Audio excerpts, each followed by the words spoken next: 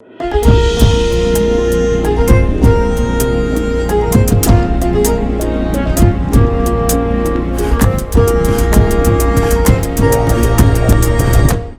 ቤተሰቦች ከፈታ ዴሊ የከበረ ሰላምታ ይድረሳችሁ። የዕለተ ሰኞ የረፋድ ጥንቅራችንን ይዘን ተገኝተናል። ለሰዓቱ የመራረጥንላችሁን መረጃዎች በቅድሚያ በማስተዋወቅ እንጀምራለን። ውድ ቤተሰቦች ቪዲዮዎቻችን እንዲደርሷችሁ ላይክ እና ኮሜንት እንዲሁም ሼር በማድረግ ለሌሎችም ጭምር እንዲደርስ እንድታደርጉ በአክብሮት እንጠይቃለን። እናመሰግናለን።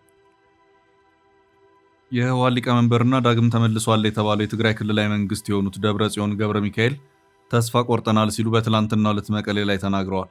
ተስፋ ቆርጠናል ያሉት በሁለት አካላት ላይ ነው፣ ተመልክተነዋል። አስመራና ካይሮ ላይ ተመክረዋል።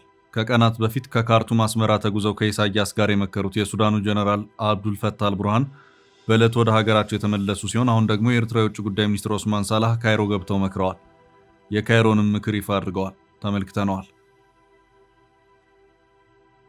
የግብፅ የህልውና መሰረት የሆነው የአስዋን ግድብ ከባድ ውድመት እያስከተለ መሆኑ በዓለም አቀፍ ጥናት ተጋለጠ። ግድቡ ከኢትዮጵያ ተራሮች የሚነሳውን ለም አፈር በመገደቡ ምክንያት የናይል ዴልታ መሬት በከፍተኛ ፍጥነት እየሰመጠ መሆኑ ተረጋግጧል። ይዘነዋል። $10,000 የሚከፈልበት ቪዛ ስርዓት ይፋ ሆነ። ኢሚግሬሽን በቀጣይ ዓመት የሚተገበር ወርቃማ የሚሰኝ የቪዛ አገልግሎት ለውጭ ባለሀብቶች አስቧል። በኢትዮጵያ ለ10 ዓመት የመኖር መብት የሚሰጥና ከ10 እስከ $12,000 ክፍያ የሚጠየቅበት ልዩ ቪዛ ነው። እንመለከተዋለን። የእስራኤል የአካባቢ ጥበቃ ሚኒስትር ዓለምን ጉድ ያሰኘ ነገር አሰምተዋል። ሚኒስቴር ኢዲት ሲልማን አዞዎች ለጸጥታ ጥበቃ ጥቅም ላይ እንዲውሉ የሚፈቅድ የህግ ማሻሻያ ማድረጋቸው ግርምት ያጫረና ውዝግብ የፈጠረም ሆኗል። አሁን በቀጥታ ወደ ዝርዝሮቹ እናልፋለን። ቃል ገብተን በጊዜው አስረክበናል። ከአንድ ዓመት ከ5 ወር በፊት በጀሞ አንድ ላይ የተጀመረው የዳኮርድ ሪል ስቴት ፕሮጀክት ዛሬ ባለቤቶቹ ቁልፋቸውን እየተረከቡ ነው። ዳኮርድ ሪል ስቴት ቤት ብቻ አይገነባም፣ እምነትንም ይገነባል። አሁንም በጀሞ አንድ ሳይታችን ላይ ባለ 1 መኝታ 80 ካሬ እና ባለ 2 መኝታ 118 ካሬ አፓርታማዎች በልዩ ዕድል ቀርበዋል። ከ678 ሺህ ብር ቅድመ ክፍያ ጀምሮ እስከ 1.25 ሚሊዮን ብር የሚደርስ ቅናሽ፣ 70/30 የባንክ ብድር አማራጭ። ዛሬ ወስኑ፣ የነገውን ምቹ ህይወት ያረጋግጡ።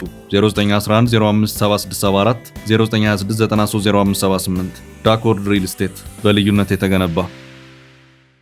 ህወሓት መሲልካ ህወሓት ንምፍራስ ብዙሕ ነገር የተሰሪሕ ኢህአዴግ መሲልና ኢህአዴግ አፍሪስና ይሉ ብዕል አሚኑ እንዲ አቢ ተስፋ ቆርጠናል። ደብረጽዮን የህወሓት ሊቀመንበርና ዳግም ተመልሷል የተባለው የትግራይ ክልላዊ መንግስት ፕሬዝዳንት የሆኑት ደብረጽዮን ገብረ ሚካኤል ተስፋ ቆርጠናል ሲሉ በትላንትናው ዕለት መቀሌ ላይ ተናግረዋል። ደብረጽዮን ህዝቡን አማራጭ አንድ ነው፣ ለሱም ተዘጋጅ አይነት መልእክት ያለው የጦርነት ቅስቀሳ ያለው የንግግር ይዘትን በትላንትናው ዕለት ሰፋ አድርገው ሲናገሩ ተደምጠዋል። መቀሌ ላይ በርካታ ሰዎችን ሰብስበው በትግራይ ጉዳይ ላይ ማብራሪያ የሰጡት ደብረጽዮን ገዢውን ፓርቲ ብልጽግናን የፕሪቶሪያን ስምምነት በማፍረስ ደጋግመው የወነጀሉበት ሁኔታ ታይቷል። ዋነኛ ትኩረታቸውን እሳቸው ሉዓላዊነትን ማስከበር ሲሉ በጠሩት የወልቃይት ጉዳይ ላይ የምዕራብ ትግራይ መመለስ ጉዳይ በሚል ሰፊ ማብራሪያ የሰጡበት ሲሆን ብሔራዊ ክብራችንን እንመልስ፣ ሉዓላዊነታችንን እናረጋግጥ፣ ተፈናቃዮች ወደ ቤታቸው ይመለሱ ብንልም ሰሚ አላገኘንም ሲሉ ተናግረዋል። በብልጽግና ወይም በፌዴራሉ መንግስት በኩል ከዚህ ቀደም በተደጋጋሚ ሲገለጽ እንደሚሰማው ተፈናቃዮቹን ወደ ቀያቸው በመመለሱ በኩል ተፈናቃዮቹን የፖለቲካ ታጋች ያደረጋቸው ራሱ ህወሓት ነው የሚለውን ይታያል። ህወሓት የፓርቲና ወታደራዊ መዋቅሬን ከተፈናቃዮቹ ጋር አብሬ መመለስ አለብኝ ብሏል በሚል ከዚህ ቀደም በእነ አቶ ጌታቸው ረዳ በኩል ክስ ሲቀርብበት ቆይቷል። የህወሓት ሊቀመንበር ደብረጽዮን ገብረ ሚካኤል ህወሓት ከነሰራዊቴ ልመለስ ብሏል በሚለው ዙሪያ ያሉት ምንም ነገር ባይኖርም ለዚህ ዋና ተጠያቂ ነው ብለው ክሳቸውን አብዝተው ያሰሙት ገዢው ፓርቲ ብልጽግና ላይ ሆኖ ታይቷል። ደብረጽዮን በዚሁ ንግግራቸው በደረስንበት ስምምነት መሰረት የተባለው እኛ የከባድ መሳሪያዎቻችንን ትጥቅ ስንፈታ ከዚሁ ጎን ለጎን በትግራይ ሉዓላዊ መሬት ላይ ያሉ ወራሪዎች ይወጣሉ የሚል ነበር። ይህም ከ2015 ከታህሳስና ጥር ወራት ጀምሮ የተያዘ ፕሮግራም ነው። አሁን 2018 ላይ እንገኛለን። ከትግራይ መሬት የወጣ ወራሪ ኃይል የለም። እንደውም እዚያው ያለው ኃይል ከአካባቢው መውጣት ይቅርና የበለጠ እንዲጠናከር እየተደረገ ነው። የኢትዮጵያ ሰራዊትም ከጥር ወር ጀምሮ ወደኛ እየተጠጋ ነው በማለት ክሳቸውን ያሰሙት ደብረጽዮን በፌዴራሉ መንግስት በኩል በህወሓት ላይ የሚቀርበውን የከባድ መሳሪያ የመደበቅ ሁኔታም በተመለከተ ግን ምንም ያሉት ነገር የለም። የፌዴራሉ መንግስት ህወሓት በፕሪቶሪያው ስምምነት መሰረት ከባድ መሳሪያ ትጥቅን መፍታት ይቅርና እንደውም ቆፍሮ እየደበቀ ነው የሚል ተደጋጋሚ ክሶች የቀረቡበት መሆኑ የሚታወስ ነው። ደብረጽዮን እኛ ትጥቅ መፍታት ከወራሪ ኃይሎች ከምዕራብ ትግራይ መውጣት ጋር የተያያዘ ነበር ቢሉም ህወሓት በጅማሬው ስምምነቱን መሰረት አድርጎ የከባድ መሳሪያ ትጥቅን የመፍታት እንቅስቃሴ ውስጥ ገብቶ ነበር ወይስ አልነበረም በሚለው ዙሪያ ግን ያሉት ምንም ነገር የለም። ደብረጽዮን በዚሁ የመቀሌው ንግግራቸው በገዢው ብልጽግና ፓርቲ በአጠቃላይ በፌዴራሉ መንግስትና መቀሌ በሚመላለሱት ዲፕሎማቶች ላይም ተስፋ የቆረጡ መሆኑን ተናግረዋል። ባለፈው ሳምንት በኢትዮጵያ አሜሪካው አምባሳደር መቀሌ በተጓዙበት ወቅት አምባሳደሩን በአካል ማግኘት ያልፈለጉት ደብረጽዮን በምክትላቸው አማኑኤል አሰፋ በኩል ውይይቱ እንዲካሄድ ያደረጉ ሲሆን ለዚህ ምክንያት ያሉትም በዲፕሎማቶቹ ተስፋ ስለቆረጡ መሆኑንም ሲናገሩ ተደምጠዋል።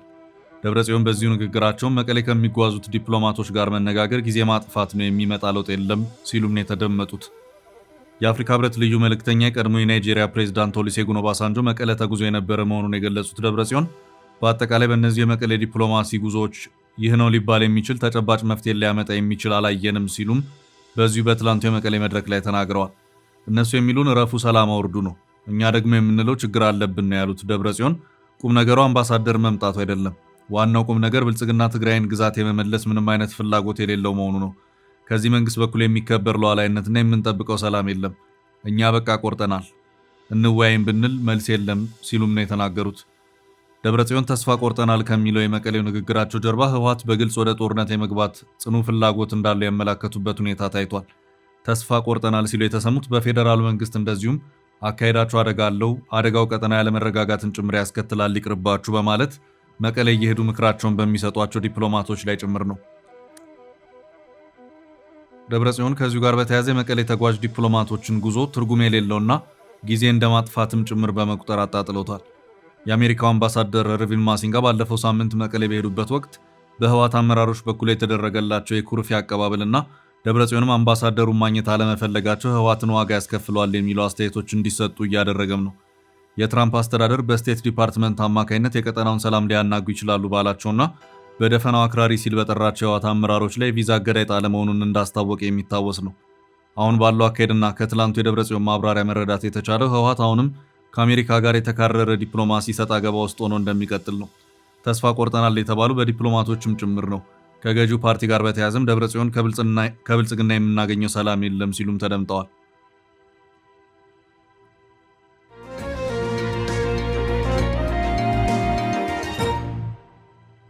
በቀጣይ ርዕስ አዲሱ የአስመራ ምክር። ሰሞኑን በኤርትራ በሱዳንና በግብፅ መካከል ጠበቅ ያሉ ምልልሶች እየታዩ ነው። የሱዳኑ ሉዓላዊ ምክር ቤት ፕሬዝዳንት አብዱልፈታህ አልቡርሃን አስመራ ላይ መክረው ካርቱም በተመለሱ በቀናት ልዩነት የኤርትራ ውጭ ጉዳይ ሚኒስትር ኦስማን ሳላ ካይሮ ገብተው ከግብፅ ውጭ ጉዳይ ሚኒስትር ባድር አብድላቲ ጋር መክረዋል። የኤርትራ የውጭ ጉዳይ ሚኒስትር በካይሮ ቆይታቸው የተገናኙት ከግብፅ የውጭ ጉዳይ ሚኒስትር ባድር አብድላቲ ጋር ብቻ ሳይሆን ከፕሬዝዳንት ዶናልድ ትራምፕ የአረብና የአፍሪካ ጉዳዮች ከፍተኛ አማካሪ ሚስተር ማሳድ ቡሎስ ጋርም ጭምር ተገናኝተው እንደተነጋገሩ ከግብፅ በኩል የወጡት መረጃዎች አመላክተዋል። ኤርትራና አሜሪካ ምን መከሩ በሚለው ዙሪያ ግን በግልጽ የተብራራ መረጃ አልወጣም። የኤርትራ የውጭ ጉዳይ ሚኒስትር ኦስማን ሳላህ የካይሮ ጉዞ ሁለት መልክን የያዘ እንደሆነ የግብፁ አህራም ኦንላይን ዘገባ አመላክቷል። አንደኛው ፖለቲካዊ ይዘት ያለው ሲሆን ሌላኛው ደግሞ ኢኮኖሚያዊ ግንኙነትን የሚመለከት ነውም ተብሏል። የኤርትራና ግብፅ የውጭ ጉዳይ ሚኒስትሮች የካይሮ ምክር በሁለቱ ሀገራት የጋራ ጥቅሞች ላይ ያተኮረን የተባለ ሲሆን በፖለቲካ አቅጣጫ ሁለት ጉዳዮች ላይ ትኩረት ሰጥቶ ንግግር እንደተደረገባቸው የዘገባው ምንጭ የሆነው አህራም ኦንላይን በዘገባው አክሎ አመላክቷል። አንደኛው ቀይ ባህርን የሚመለከት ሲሆን ሌላኛው ደግሞ ከኤርትራ ሉዓላዊነት ጋር የተያያዘ ነው ተብሏል። በቀጥታ ከኤርትራ ጉዳይ ጋር በተያያዘ ተካሂዷል በተባለው የሁለቱ ሀገራት ምክር ላይም የግብፅ የውጭ ጉዳይ ሚኒስትር ሀገራቸው ኤርትራ ሉዓላዊነቷን፣ ብሔራዊ ትስስሯንና የግዛት አንድነቷን ለመጠበቅ ለምታደርገው እንቅስቃሴ ሙሉ ድጋፍ እንደምትሰጥ አረጋግጠዋል የሚል መረጃ በግብፁ አህራም ኦንላይን በኩል ተለቋል። የኤርትራ የሉዓላዊነት ስጋት ውስጥ ምንድን ነው? እንደዚሁም ለዚሁ አለ ለተባለው የኤርትራ ስጋትስ የግብፅ ድጋፍ በምን መልኩ ሊገለጽ የሚችል ነው በሚለው ዙሪያ ግን የተሰጠ ዝርዝር ማብራሪያ የለም። ከዚህ ውጭም የሁለቱ ሀገራት የውጭ ጉዳይ ሚኒስትሮች ካይሮ ላይ በመከሩበት የተባለው ሌላኛው ነጥብ ቀይ ባህርን የተመለከተ ነው። ግብፅ ቀይ ባህርን በተመለከተ ምክር የጀመረችው ከኤርትራ ጋር ብቻ ሳይሆን ሌሎች ቀይ ባህርን ከሚያዋስኑ ሀገራት ጋር ጭምር ነው። ከቀይ ባህር ጋር በተያያዘ ከኤርትራ ጋር ስትመክርም ይህ የመጀመሪያው አይደለም። በዚህ የግብፅ የቀይ ባህር ምክር ላይ አንድ ነገር እየተደጋገመ ይነሳል። ይኸው ሊቶራል ስቴትስ በሚባለው ነጥብ ላይ ትኩረቱን አድርጎ የተያያዘ የጋራ አቋም ነው። ሊቶራል ስቴትስ ማለት በአጭሩ አንድ ባህርን የሚያዋስኑ ወይም በዚያ ባህር ዳርቻ ያለው ሀገራት ማለት ነው። እስካሁን ባለው ሁኔታ የኤርትራን ከኢትዮጵያ መገንጠል ተከትሎ ኢትዮጵያ የቀይ ባህር ተጋሪ ወይም ሊቶራል ስቴት አይደለችም። ሆኖም ኢትዮጵያን ዳግም ወደ ቀይ ባህር በመመለስ የባህሩ ተጋሪ ማድረግ ፍላጎት እንዳለ በኢትዮጵያ መንግስት በኩል በተደጋጋሚ ሲገለጽ የቆየ መሆኑ የሚታወስ ነው። ግብጽና ኤርትራ በተደጋጋሚ ምክሮቻቸውና ከሰሞኑም ካይሮ ላይ መከርንበት ባሉት ርዕሰ ጉዳይ የቀይ ባህር ተጋሪ ሀገራት ብቻ ጉዳይ እንጂ ከዚህ ውጭ ሌላ ሀገርን የሚያስተናግድበት ሁኔታ የለም ማለታቸውን ይኸው የግብፁ ሐራም ኦንላይን ዘገባ አመላክቷል። የቀይ ባህር ደህንነትና አስተዳደር በዓለም አቀፍ ሕግ መሰረት የባህሩ ዳርቻ ሀገራት ወይም ሊቶራል ስቴትስ ብቸኛና ሕጋዊ ኃላፊነት በሚል የጋራ አቋም መያዛቸውን ዘገባው አክሎ አመላክቷል። ይህም ኢትዮጵያ የቀይ ባህር መውጫን ማግኘት አለባት የሚል አቋም የያዘውን የኢትዮጵያ መንግስት አቋም ታሳቢ ባደረገ መልኩ የተቃርኖ የጋራ አቋምን ለማንጸባረቅ ታሳቢ ያደረገን የሚለው ግምት እንዲያዝ አድርጎታል። የኤርትራው ፕሬዝዳንት ኢሳያስ አፈወርቂ ከወራት በፊት ካይሮ የነበሩ ሲሆን የኤርትራውን የውጭ ጉዳይ ሚኒስትር ኦስማን ሳላህን ካይሮ ላይ ተቀብለው የመከሩት የግብፁ አቻቸው ባድር አብድላት የመሩት ልዑካን ቡድንም አስመራ ላይ መከረ መሆኑ የሚታወስ ነው። የአሁኑ የካይሮ ምክርም እነዚህን የቀደሙትን ምክሮች ወደ መሬት ለማውረድ ታላሚ ያደረገ ነውም ተብሏል። ግብጽ ከጠቅላላ የቀይ ባህር ጉዳይ ባለፈም ከኤርትራ 2 ወደቦች ማለትም ምጽዋና አሰብ ጋር በተያያዘም ከራሴ ወደቦች ጋር የማስተሳሰር ስራዎችን እሰራለሁም ስትል ከርማለች። አንዱም ካይሮ ላይ ተመከረበት የተባለው ነጥብ ይህ ነው። ሁለቱ ሀገራት ከዚህ ቀደም በቀይ ባህር ላይ የሚደረግ የትራንስፖርት እንቅስቃሴንና የወደብ ትስስርን የተመለከተ የማሪታይም ስምምነት የተፈራረሙ መሆኑ የሚታወስ ነው።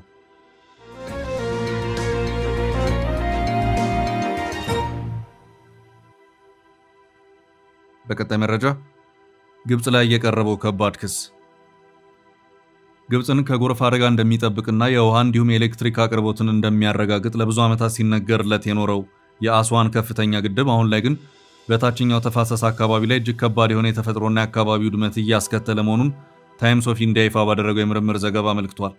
ኦፕን ጆርናል ኦፍ ሶይል ሳይንስ የተሰኘውን የሳይንስ መጽሔት የምርምር ግኝቶችን ዋቢ በማድረግ የቀረበው ዘገባ ግድቡ ከኢትዮጵያ ከፍተኛ ተራራማ ቦታዎች የሚነሳውንና በማዕድን የበለጸገውን ለም የእሳተ ገሞራ ደለል እያገደ መሆኑን ይፋ አድርጓል። ይህ መመሪያ ከመውጣቱ በፊት በየዓመቱ የአባይ ወንዝ ጎርፍ ከኢትዮጵያ ተነስቶ ወደ ግብጽ የናይል ሸለቆና ዴልታ የሚያጓጉዝ የነበረው 40 ሚሊዮን ሜትሪክ ቶን የሚያህል ለም አፈር አሁን ላይ በሙሉ ናስር ሐይቅ ውስጥ ተከማችቶ እንዲቀር በማድረጉ የግብጽን የእርሻ መሬቶች ከተፈጥሯዊ ማዕድናት እያራቆታቸው ይገኛል። ይህ ጥናት እንደሚያሳየው ግድቡ ለም አፈሩን በመገደቡ ምክንያት የግብጽ ገበሬዎች በተፈጥሮ ማዳበሪያ ምትክ በኬሚካል ማዳበሪያዎች ላይ ያላቸው ጥገኝነት በከፍተኛ ሁኔታ እንዲጨምር አድርጎታል። ከዚህም በተጨማሪ የደለል አቅርቦቱ መቋረጡ በግብጽ የሜዲትራኒያን የባህር ዳርቻዎች ላይ የሚታየውን የመሬት መሸርሸር አደጋ በእጅጉ ያፋጠነው ሲሆን የናይል ዴልታ መሬት በየዓመቱ የመስመጥ አደጋ እየገጠመው መሆኑ ተረጋግጧል። ቀደም ሲል በየወቅቱ ከኢትዮጵያ በሚመጣው ጎርፍና አዲስ አፈር አማካይነት መሬቱ እንዳይሰምጥ በተፈጥሮ ይታደገው የነበረ ቢሆንም አሁን ግን የባህር ውሃ ወደ መሬት ውስጥ በመግባት የከርሰ ምድር ውሃንና የአፈሩን ጨዋማነት በከፍተኛ ሁኔታ እየበከለውና የውሃ ጥራቱን እያሳጠው መሆኑን ተመራማሪዎች አስታውቀዋል። ይህንን ከባድ አካባቢያዊ ቀውስ ለመፍታት ሳይንቲስቶች በአስቸኳይ ከአስዋን ግድብ የተከማቸውን ደለል ወደ ወንዙ መልሶ ማለፍ የሚያስችሉ የቴክኖሎጂ አሰራሮችንና የመስኖ አጠቃቀምን ማዘመንን እንደ መፍትሄ አቅርበዋል። ይህ አዲስ ሳይንሳዊ ምርምር ውጤት ቀደም ሲል የኢትዮጵያ ባለስልጣናት የአባይ ወንዝ የኢትዮጵያን ውድ የተፈጥሮ ሀብትና ለም አፈር ወደ ታችኛው ተፋሰስ ሀገራት በነፃ እየወሰደው በማለት ሲገልጹ የነበረውን ተፈጥሯዊ እውነታ ሙሉ በሙሉ የሚያረጋግጥ ሆኗል።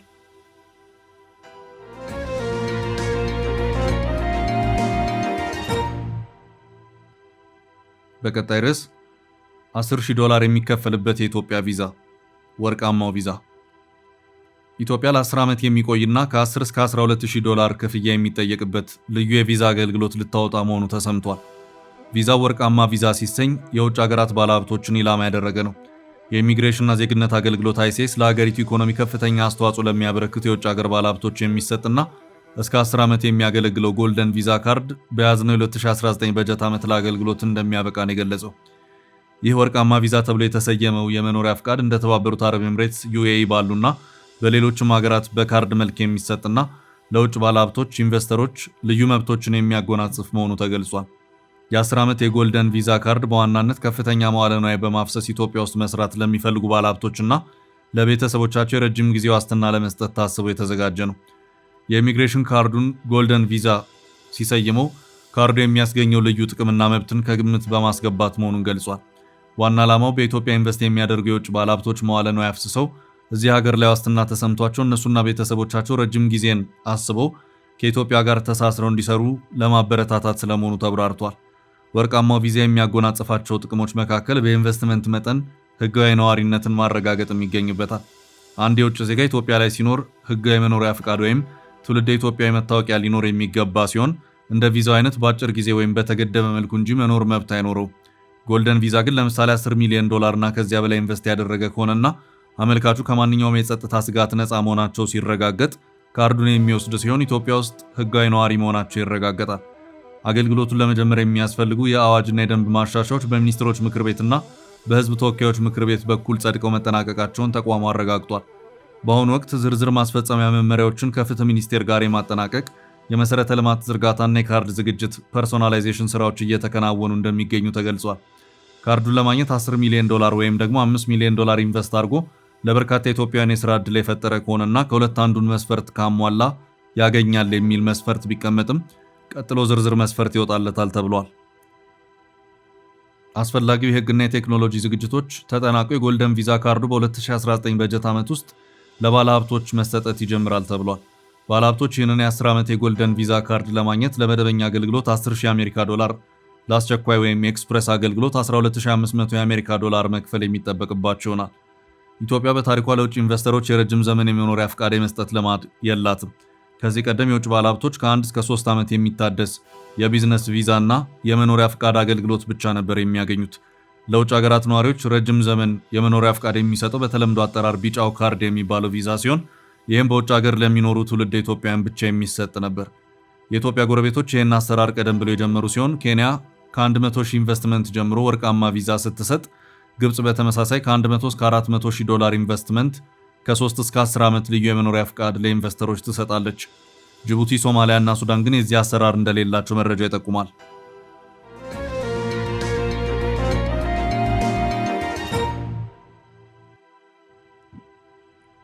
ወደ ቀጣይ መረጃችን ስንወስዳችሁ አወዛጋቢው የእስራኤል መንግስት ውሳኔ፣ እስረኞች በአዞዎች ሊጠበቁ ነው። የእስራኤል አካባቢ ጥበቃ ሚኒስትር ዓለምን ጉድ ያሰኘ ነገር ተሰምቷል። ሚኒስቴር ኢዲት ሲልማን አዞዎች ለጸጥታ ጥበቃ ጥቅም ላይ እንዲውሉ የሚፈቅድ የህግ ማሻሻያ ማድረጋቸው ግርምት ያጫርና ውዝግብ የፈጠረም ሆኗል። ሚኒስትሩ የአዞዎች ምደባ ከዱር እንስሳት በማቆያ የተራቡ የዱር እንስሳት ወደሚል እንዲቀየር ማድረጋቸውን የፈረንሳይ ዜና አገልግሎት ዘግቧል። አዞዎቹ እስር ቤቶችና ዙሪያውን እንዲጠበቅ የሚያመልጥ እስረኛን እንዲበሉ ይደረጋል ነው የተባለው።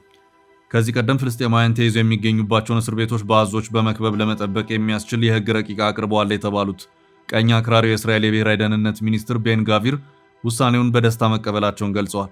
ቤን ጋቪር ከአንድ ቀን በፊት በፌስቡክ ገጻቸው ከእስር ቤት ለማምለጥ መሞከር እያሰባችሁ ነው፣ መልሳችሁን አስቡበት የሚል ማስጠንቀቂያ በአርቲፊሻል ኢንተለጀንስ ከተፈጠረ ምስል ጋር አያይዘው አጋርተዋል።